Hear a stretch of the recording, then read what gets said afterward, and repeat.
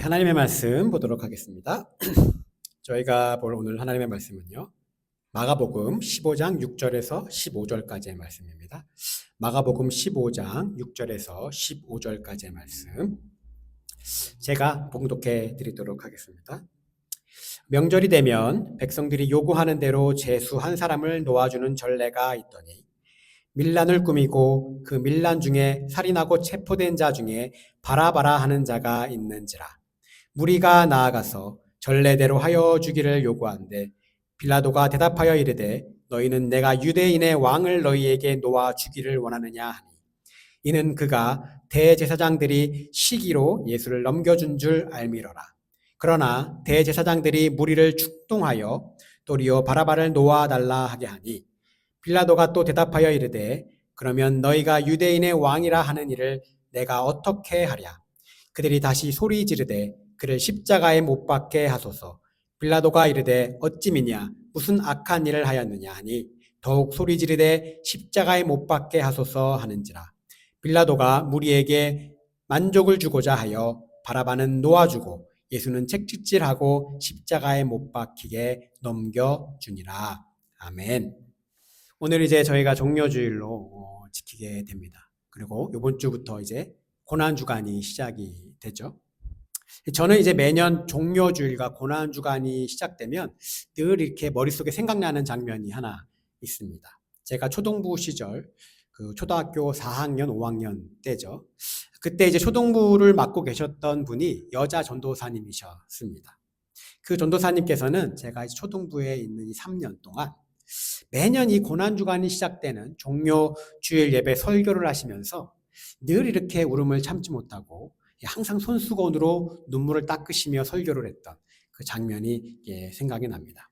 그러면서 예수님이 십자가에서 참 얼마나 아프셨을까, 예수님이 십자가에서 얼마나 힘드셨을까라고 울먹이며 늘 말씀하던 이 기억이 있습니다. 그런데 저는 그 모습을 보면서 이 전도사님이 왜 울지? 나는 울 정도로 그렇게 슬프지는 않은데 라고 혼자 생각했었습니다. 지금 아니 어떻게 목사님이 그렇게 저런 생각을 할 수 있냐? 혹시 감정이 없거나 이 공감 능력이 너무 떨어지는 혹시 요즘 말하는 이 소시오패스나 사이코패스가 아닐까? 이렇게 혹시 생각하는 분이 계시다면 오해 없으시기를 바랍니다. 전 그때 초등학교 4학년에 불과했죠. 불과 이제 9살, 10살밖에 안 된 나이였습니다.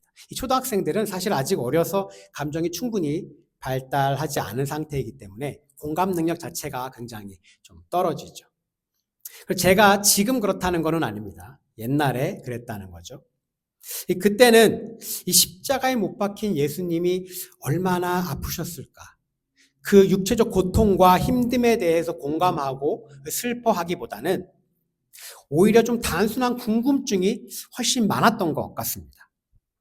이 고난주간에 들어서며 예수님의 십자가에 대한 말씀을 들을 때면 늘 저 머릿속에 생각났던 건 저 채찍에 맞으면 얼마나 아플까? 못을 박을 때는 손바닥에 박았을까? 아니면 손목에다 박았을까? 발에는 도대체 어디에다 못을 박았을까?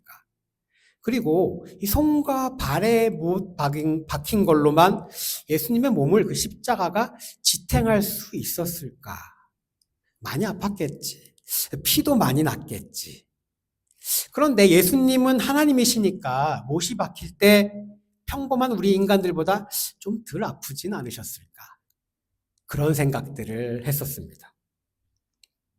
사실 어릴 때 궁금한 게 굉장히 많았었는데 예수님의 십자가 사건을 기록하고 있는 이 마태, 마가, 누가, 요한복음 모두 예수님의 십자가에 못 박힌 그 사건을 굉장히 간략하게 묘사합니다.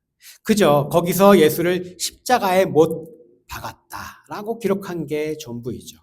어떻게 박았는지 그리고 예수님의 반응은 어떠했는지 아무것도 알려주고 있지 않습니다.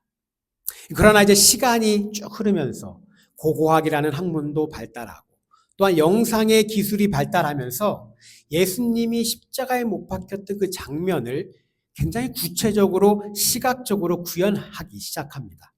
그리고 그중에 가장 유명했던 것이 뭐니 해도 2004년에 개봉했던 이 전 세계적으로 흥행했던 바로 패션 오브 크라이스트라고 하는 영화죠.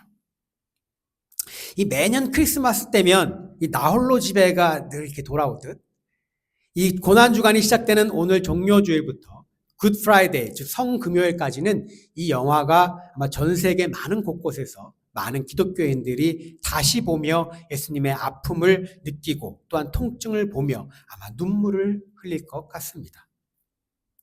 사실 이 영화를 보며 사람마다 다 느끼는 감정은 아마 다 달랐겠지만 저는 예수님의 심한 이 고통의 모습이 정말 너무 안타깝고 슬프고 눈물도 났었지만 한편으로는요, 좀 눈살이 찌푸려지고 눈을 감고 도저히 안 보고 싶은 이런 정도의 잔인함이 제 마음을 굉장히 불편하게 했던 기억이 있습니다.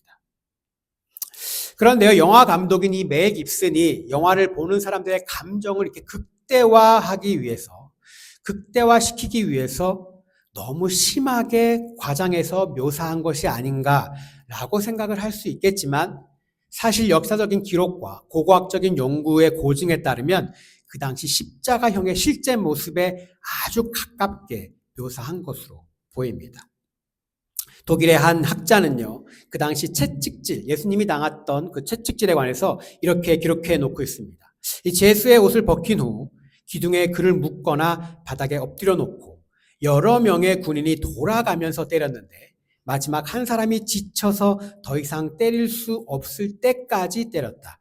그러면 죄인의 몸에서는 살점이 여기저기 떨어져 나갔다.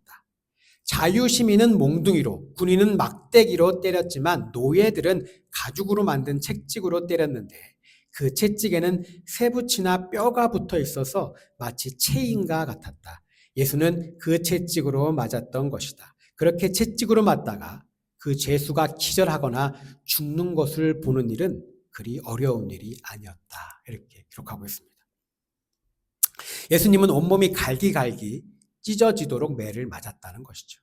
영화에서 묘사된 채찍질 당하는 예수님의 모습은 어찌 보면 현실보다 덜 잔인했을 수도 있습니다. 사실 영화에서도 온몸에 피가 흘러서 그 응고된 모습은 차마 우리가 보기 어렵지 않았습니까? 그만큼 또 잔인했습니다. 그리고 십자가형에 따른 역사적 기록에 의하면 이 못을 박는 위치는 이 주요 혈관을 관통하지 않았기 때문에 출혈로 사람이 죽는 경우는 없었다고 합니다. 그리고 출혈도 시간이 지나면 지혈이 되는 경우가 대부분이었다고 합니다. 즉 십자가형에서 죽게 되는 주요 원인은 과다출혈이 아니고요. 탈진, 탈수, 그리고 호흡곤란 또는 심장마비, 보통 그런 걸로 사망하게 된다고 합니다. 또 역사적 문헌에 따르면 십자가형으로 사람이 죽는데 걸리는 시간은 보통 며칠, 심지어 일주일씩 걸리기도 했다고 합니다. 종종 십자가에서 더 오래 살면서 고통받게 하기 위해서 이 엉덩이 쪽에 심지어 의자를 설치해서 앉을 수 있게 만드는 그런 십자가도 있었고요. 그렇게 잔인함을 보이기도 했다고 합니다. 여러분은 예수님의 이런 십자가 처형 장면을 시각으로 또한 문서로 보면서 어떤 마음이 드셨습니까? 우리는 종종 인간이 어떻게 인간의 탈을 쓰고 어떻게 저렇게 할 수 있는가라는 표현을 사용합니다. 저는 어떻게 인간이 돼서 저렇게 잔인할 수가 있을까라는 마음이 들었습니다. 특히 자신들에게 어떠한 불이익조차 준 적이 없는 이 나사렛 예수라고 하는 사람에게 어떻게 그들은 이렇게 잔인한 십자가형으로 죽음에 이르게 할 수 있을까라는 마음이요. 오늘 우리가 읽은 성경 본문 마가복음 15장 6절에서 15절의 말씀을 보면 예수님을 고통스러운 십자가로 몰아넣는 이 잔인한 모습을 보이고 있는 두 개의 그룹과 그리고 한 명의 개인이 등장을 합니다. 첫 번째 그룹은 우리가 잘 아는 대제사장 그룹입니다. 이 성경에 따르면 그 외에 장로들, 서기관들, 바리새인 등도 아마 이 그룹에 포함됩니다. 그리고 이들의 한 행동 중 하나를 보면 이들이 정말 얼마나 잔인한 사람들인지를 우리가 확인해 볼 수 있습니다. 요한복음 18장 29절에서 31절에는 이런 내용이 기록되어 있습니다. 그러므로 빌라도가 밖으로 나가서 그들에게 말하되 너희가 무슨 일로 이 사람을 고발하느냐 대답하여 이르되 이 사람이 행악자가 아니었더라면 우리가 당신에게 넘기지 아니하였겠나이다. 빌라도가 이르되 너희가 그를 데려다가 너희 법대로 재판하라. 유대인들이 이르되 우리에게는 사람을 죽이는 권한이 없나이다 하니 라고 기록되어 있죠.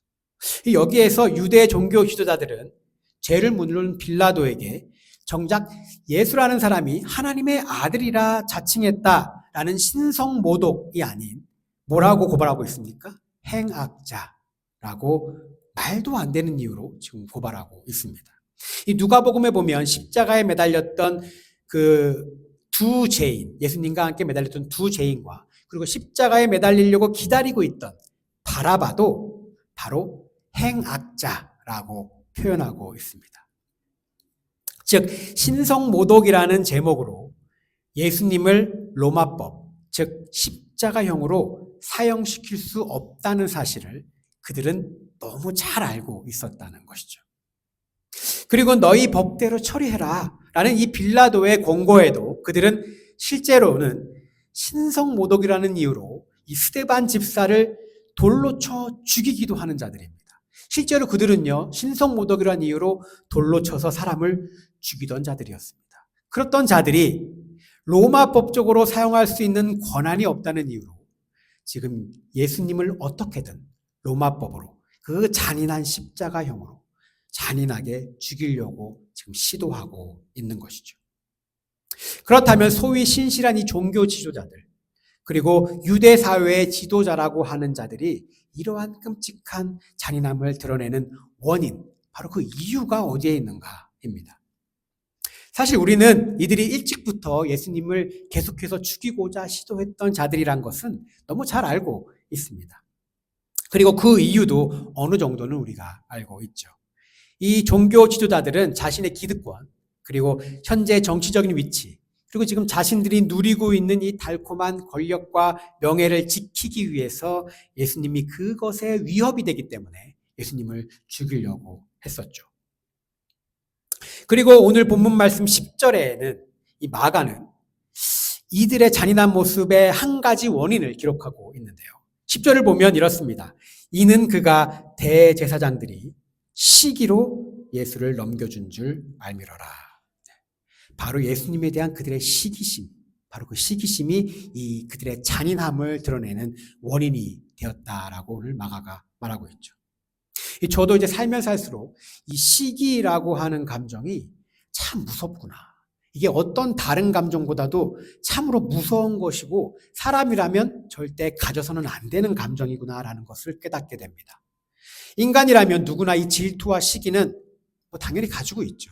그리고 얼마든지 느낄 수 있습니다. 그러나 만약에 이 감정이 우리가 통제가 되지 않으면 우리를 파괴적인 길로 이끌어가게 되는 아주 무서운 감정이라는 것이죠. 이 시기심의 결과는 결국 어떻게 됩니까? 남을 죽이는 데까지 나아갈 때가 굉장히 많다라는 겁니다. 우리가 잘 아는 가인이 자신의 동생 아벨을 죽인 이유는 동생 아벨에 대한 시기와 질투 때문이었습니다. 요셉의 형들이 요셉을 죽이려고 했던 이유, 바로 요셉에 대한 시기와 질투 때문이었죠. 물론 유다의 만류로 인해 죽이진 않고 이집트의 노예로 팔게 되었지만, 죽이진 않았지만 자신의 동생을 다른 나라의 노예로 파는 이런 파렴치한 짓을 하는 이유가 바로 그들의 시기라고 하는 그 감정 때문이었죠. 또 사울은 다윗을 거의 10년 동안 쫓아다니며 죽이려고 시도했습니다. 바로 그 이유는 사울은 천천히요 다윗은 만만이다라는 이 사람들의 찬양으로부터 시작된 바로 질투와 시기 때문이었다는 것을 우리는 너무나 잘 알고 있습니다. 이랬던 시기는요 결국 살인까지 이르게 할 수 있는 아주 무서운 감정입니다. 그리고 잠언 14장 30절 후반부에 보면요 이렇게 기록되어 있습니다. 시기는 뼈를 썩게 하느니라 라고 기록되어 있습니다. 시기가 뼈를 썩게 한다. 즉 시기란 자기 자신의 뼈를 썩게 하고요. 시기의 대상인 다른 사람도 파멸에 이르게 할 수 있는 아주 무서운 감정이다라는 것이죠. 저와 같은 목사도, 그리고 신실하게 신앙생활하는 우리 그리스도인들도, 그리고 소위 말해서 성인 군자라고 불리는 굉장히 인격적인 그런 사람도 결코 시기와 질투라는 감정에서 자유로울 수 없다는 것이죠. 이 감정에 휩싸이면 우리는 얼마든지 유대 종교 지도자들처럼 끔찍하고 잔인해질 수 있다는 사실을 우리는 잊지 말아야 할 것입니다. 오늘 본문 말씀에서 잔인함을 보여주고 있는 한 개인과 또 다른 한 그룹이 있는데, 이 개인은요, 우리가 잘 아는 바로 빌라도이고요. 두 번째 그룹은 마가복음 본문에 따르면 바로 무리라고 기록되어 있습니다. 무리.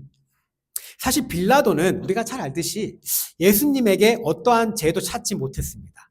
그렇죠? 그리고 빌라도의 아내는 꿈자리가 너무 뒤숭숭하다고 자기 남편에게 제발 그 예수의 죽음에 개의치 마라 라고 정갈도 보내게 되죠. 이 빌라도는 또 예수와 만나서 몇 마디 이야기를 나누어 보니까 이 사람이 소란을 일으킬 만한 사람도 아니고 크게 잘못을 저지른 사람도 아니었다는 거죠. 이 빌라도의 입장이 아마 굉장히 난처했을 것 같습니다. 예수님의 처형에서 자기는 너무 빠지고 싶어하는 모습을 우리가 성경에서 굉장히 많이 발견할 수 있죠. 그래서 빌라도는 어떻게 합니까? 헤롯에게 보냅니다. 헤롯이 처리해 주기를 원했죠. 근데 그것도 수포로 돌아갔습니다. 성경을 우리가 보다 보면 빌라도는 어떻게든 예수님을 풀어주고 싶어서, 놓아주고 싶어서 계속 시도를 하죠. 그러나 결국 십자가에 못 박으라 넘겨주게 됩니다.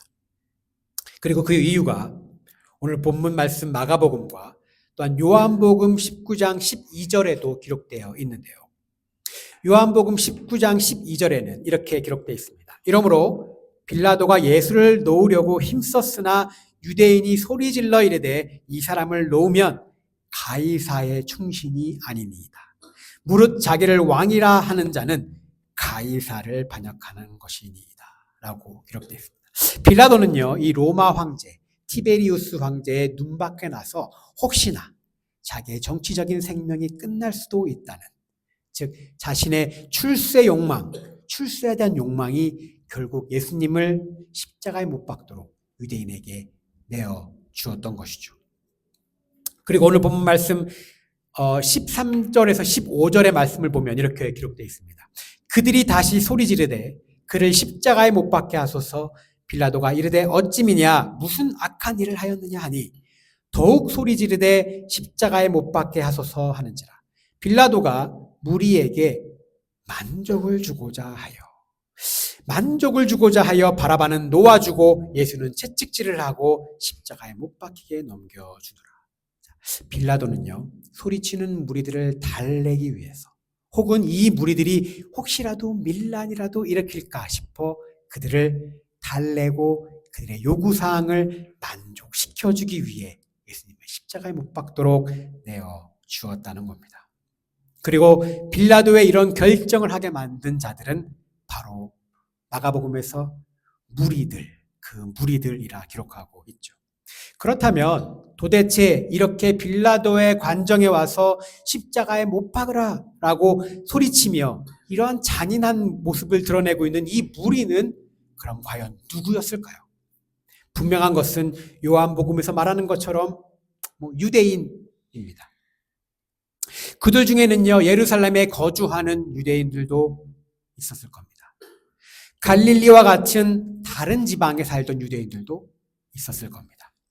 그리고 예수님의 십자가를 대신 진 구레네 시몬처럼 외국에 살다가 유월절을 맞이하여 그 유월절을 지키기 위해 예루살렘에 들어온 유대인들도 다 포함되어 있었겠죠. 그리고 더 중요한 것은 그들 중에는 예수님이 바로 종료주일 예루살렘에 입성하실 때 종려나무 가지를 흔들며 호산나 호산나 우리를 구원하소서라고 외치며 환호하고 자신의 옷을 바닥에 깔며 예수님을 환영하던 사람들도 포함되어 있었다는 겁니다. 그들 중에는요, 주님이 산상수훈을 가르칠 때 고개를 끄덕이며 감동을 받았던 사람들도 있었다는 겁니다. 예수님이 병자를 고치실 때 자기 딸, 자기 아들, 자기 어머니, 이웃의 노인을 데리고 와서 예수님 앞에 나와 기도를 받고 흥분과 감격으로 눈물을 흘렸던 사람들도 이 무리에 포함되어 있었을 겁니다.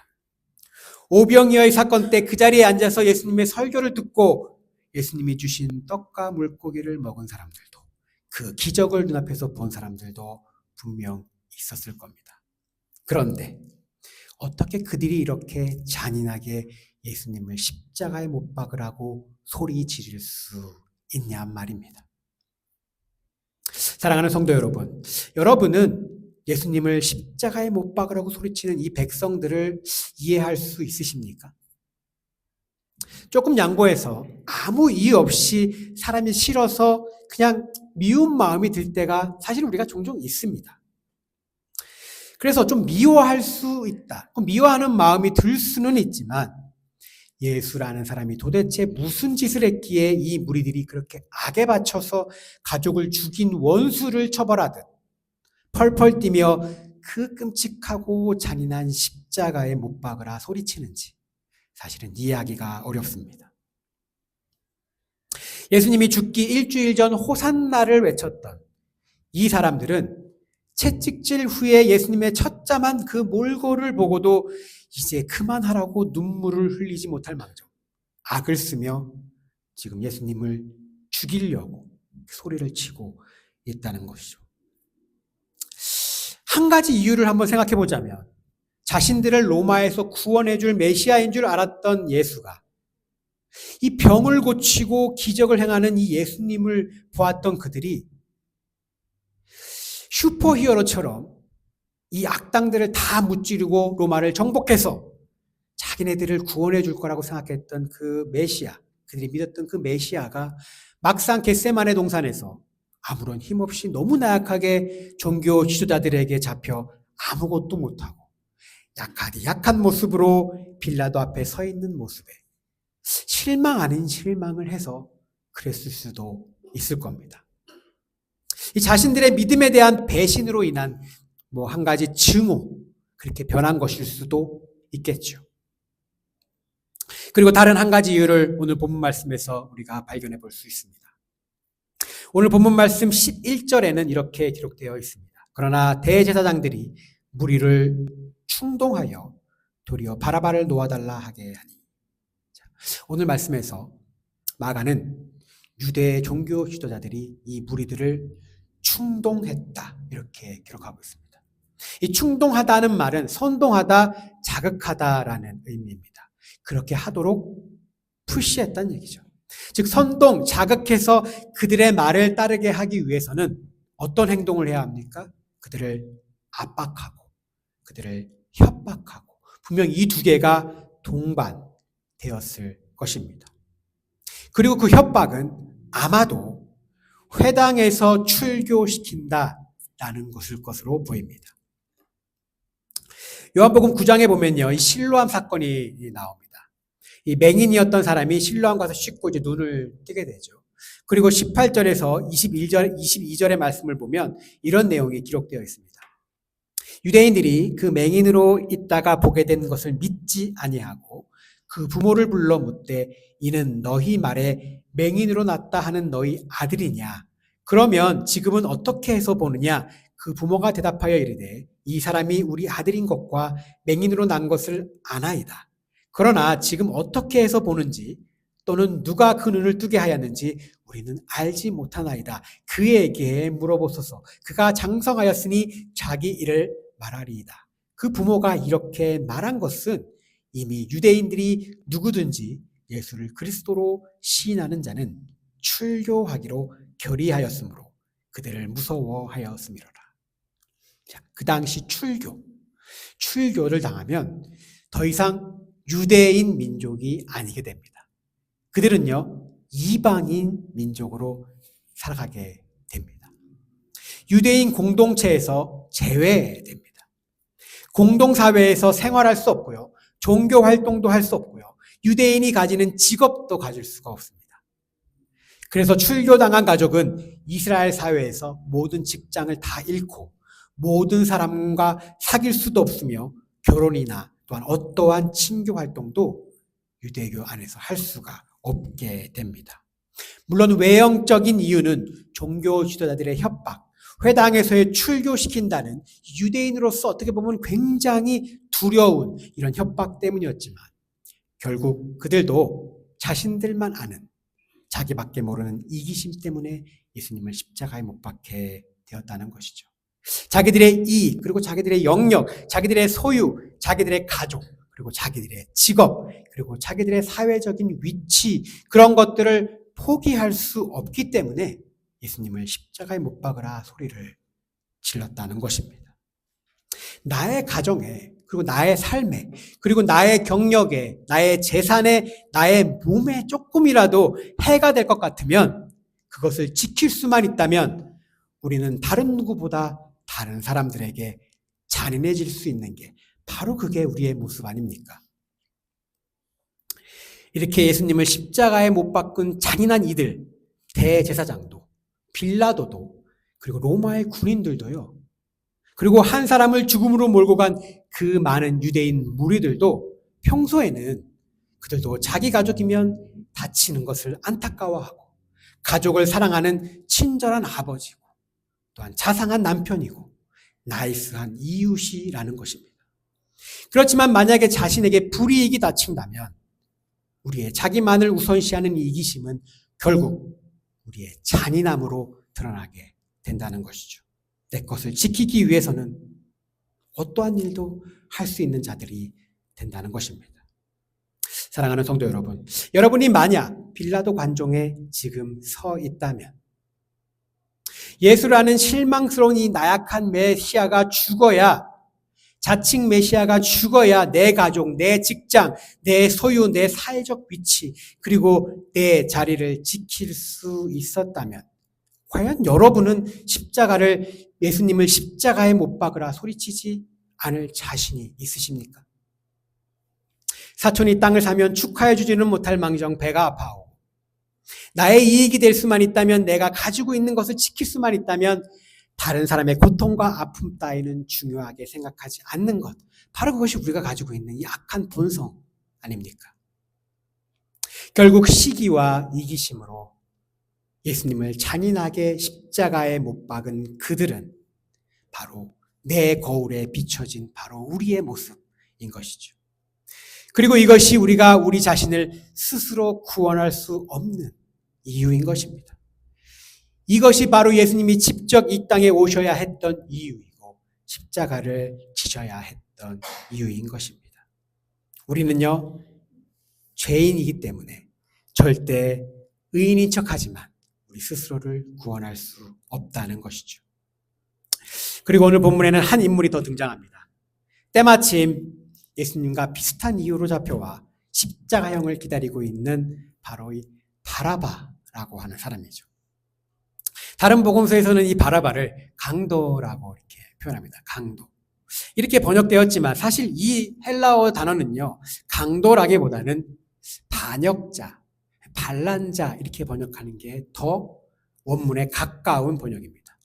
여러 가지 정황상 이 사람은 단순한 우리가 생각하는 강도라기보다는요, 폭동을 주도한 자, 즉 로마를 상대로 폭동을 일으킨, 로마에서 밀란을 일으킨 반란자였습니다. 그리고 실제적으로 역사적으로 볼 때 단순 강도는요, 십자가형에 처하지 않았습니다. 십자가형에 처할 정도면 폭동과 반란을 일으킨 정도는 돼야 십자가라는 사형에 처해졌다는 거죠. 그리고 유대 종교 지도자들과 그 유대 무리들은 예수님 대신 바라바를 선택했습니다. 이 선택에 가장 충격을 받은 사람은 과연 누굴까요? 물론 빌라도도 예상하지 못했습니다. 빌라도는 바라바와 바꿔줄 생각이 아니고 바라바 같이 이렇게 악한 자를 내놓으면 예수를 풀어달라고 하겠지라는 의미에서 바라바를 제시한 것이죠. 그러나 무리들은 바라바를 선택하게 됐습니다. 이 바라바를 선택함으로 인해서 가장 충격을 받은 사람은 누가 뭐래도 바로 바라바 그 자신이었습니다. 다른 누구도 아닌 바라바라는 사형수, 바로 그 자신. 그 자신은요, 이미 조금만 지나면 십자가에 못 박히기 위해서 기다리고 있는 사람이었습니다. 사형수요. 그는 로마 제국에서 폭동을 도모한 반역자이고요. 이 폭동을 도모하다가 실수인지 의도인지 모르겠지만 살인도 저지른 사람입니다. 죽어 마땅한 사람이었죠. 바라바는 아마 십자가형을 기다리며 자신은 체념했을 겁니다. 삶의 희망을 아마 놓은 상태로 곧 그냥 자신이 곧 죽을 거라는 그런 십자가형을 기다리고 있었을 뿐이었습니다. 그런데요, 자기의 귀에 아주 의심스러운 소리가 들려왔습니다. 유대인들이 자기의 석방을 원한다는 것이죠. 그리고 그 이유가 바로 자칭 유대인의 왕인 나사렛 예수라고 하는 사람 때문이다라는 겁니다. 바로 그 사람 때문에 사형 선고받고 곧 집행될 십자가형을 기다리고 있는데 그 자신이 자유의 몸이 되었다는 거죠. 즉 죽어야 되는 사람이 살게 된 것입니다. 그리고 예수라는 사람은 자신을 대신해서 채찍을 맞고 수모를 당했습니다. 그리고 자기가 달리기로 되어 있던 바로 그 두 강도 사이에 그 중간에 있는 그 십자가에 예수라는 사람이 대신 달렸다는 것이죠. 죽어 마땅한 바라바가 가야 할 그 길을 죄 없는 예수님이 대신 가게 된 것입니다. 예수님의 고난과 그 십자가의 죽음의 장면의 한 구석에는 우리가 보지 못했던 새로운 삶을 얻은, 새로운 삶의 기회를 얻게 된 그 바라바가 있다는 것이죠. 이 바라바라고 하는 이름은 이 아람어로 보면 바아바가 됩니다. 바아바. 지난주에 우리가 말씀에서 배웠죠. 이 바는 누구누구의 아들이란 뜻입니다. 즉 바아바는요, 아바의 아들이라는 뜻입니다. 그렇지만 이 이름은 한 가지 뜻을 더 가지고 있습니다. 바로 아바라는 단어는 아람어로 보면 아버지라는 뜻입니다. 그리고 예수님은요, 하나님을 아바, 아버지 이렇게 부르셨죠. 즉 바라바란 이름의 뜻은요, 아버지의 아들이라는 뜻이 됩니다. 하나님의 아들이신 예수님이 다른 아버지의 아들을 대신해서 그가 가야 할 길을 가신 셈이 된 것이죠. 네, 바라바는 바로 아버지의 아들, 그 또한 거울에 비춰진 바로 우리의 모습인 것입니다. 바로 예수님의 십자가로 인해 새로운 삶의 기회를 얻은 것은 아버지의 아들인 바라바, 그리고 또한 아버지의 아들인 바로 우리 자신인 것이죠. 물론 과장된 해석일 수도 있을지도 모르겠지만 예수님으로 인해 죽음에서 사면받은 이 바라바의 사건은 바라바의 개인 이야기가 아닌 바로 십자가의 사건이 어떤 것인지를 보여주기 위해, 과연 우리에게 보여주기 위해 십자가의 의미를 바로 우리에게 전달하기 위한 혹은 하나님의 계획하심이었을지도 모르겠습니다. 사랑하는 성도 여러분, 당연히 죽을 거라 절망에 빠져있던 바라바가 다시 삶을 얻었다는 소식을 들었을 때 이 바라바가 느꼈을 감정은 어떠했겠습니까? 1차 공판에서 사형 선고를 받고 그리고 사형 선고를 받았던 이 죄수들이 2차 공판에서 무기징역으로 감형되자 그 자리에서 감격의 눈물을 흘리며 뛸 듯이 기뻐했다라는 이야기를 제가 본 적이 있습니다. 바라바는요, 사형될 위기에서 무죄로 풀려나게 되었습니다. 그때 그가 느꼈을 그 희열과 자유함, 마치 다시 태어난 것 같은 말로 설명하기 어려운 바로 그 뜨거운 감격과 감동이 있지 않았겠습니까? 오순절 성령 감림 사건 이후에 이 베드로와 11사도가 예루살렘에서 유대인들을 향해 설교하는 장면이 나옵니다. 사도행전 2장에 나오는데요. 그리고 그 설교 마지막 사도행전 2장 36절에서 이스라엘 온 집은 확실히 알지니 너희가 십자가에 못 박힌 이 예수를 하나님이 주와 그리스도가 되게 하셨느니라. 뭐라고 얘기합니까? 너희가 십자가에 못 박은 이 예수. 예수님이 돌아가신 지 아직 얼마 되지 않았습니다. 이 말을 들은 이 유대인들, 그 예루살렘에 있던 사람들, 그들 중에는 분명 예수님이 들어오실 때, 예루살렘으로 들어오실 때 호산나를 외치며 예수님을 환영했던 그 무리들도 있었을 겁니다. 다시 예수를 십자가에 못 박으라 소리쳤던 그 자들도 아마 그 현장에 분명히 있었을 겁니다. 시기와 이기심에 사로잡혀 예수님에게 욕을 하고 예수님을 비난했던 자들도 분명히 그 자리에 있었을 겁니다. 예수님이 구레네 시몬과 함께 십자가를 지고 골고다 언덕을 올라갈 때 그들을 향해 침을 뱉었던 자들도 분명 있었을 겁니다. 십자가에 매달린 예수를 손가락질하며 저주했던 자들도 분명 그 예루살렘 거리에 있었을 겁니다. 그러나 베드로가 마지막 이 말로 설교를 마친 후 37절에서 이렇게 말합니다. 그들이 이 말을 듣고 마음에 찔려 베드로와 다른 사도들에게 물어 이르되 형제들아 우리가 어찌할꼬 라고 기록하고 있습니다. 예수 그리스도의 복음은요, 제자들을 지나 바로 그 당시의 이기심과 시기로 잔인한 십자가에 못 박도록 한 그 무리들에게 바로 처음 전달되었다는 겁니다. 예수 그리스도의 죽음과 십자가의 부활에 관련된 사건은 바로 예수님을 잔인하게 못 박았던 그들에게 제일 먼저 전해졌다는 것이죠. 그들은 그들이 죽인 예수를 믿고 구원이라는 아주 놀라운 축복을 받고 지금까지 아마 경험해보지 못했던 그들의 죄책감에서 헤어나올 수 있었던 뜨거운 감동과 기쁨을 맛보았을 것입니다. 사랑하는 성도 여러분, 예수님이 대신 처형당하고 자유의 몸이 되어서 바라바가 느꼈을 그 감동과 그리고 환희, 기쁨과 감격이 오늘을 사는 우리에게도 있으십니까? 이 자신의 손으로 직접 예수를 죽음으로 몰았음에도 불구하고 용서받고 구원을 받았다는 그 무리들이 느끼는 그 은혜에 대한 감동과 그 기쁨이 과연 우리에게 있냐고 제가 물어보는 것입니다. 2025년 매년 찾아오는 이 고난주간을 보내면서 특별 새벽 예배에 참여하고 예수님께서 얼마나 힘드셨을까? 예수님의 고통을 묵상하고 아픔을 공감하는 것도 물론 굉장히 의미 있고 가치 있는 일입니다. 금식하고요. 또 미디어도 금식하고 내가 맨날 일상생활을 하던 것도 멈추고 예수님의 고통에 조금이나마 참여하며 그런 시간을 한 주간 보내는 것, 그것도 분명 의미 있는 일입니다.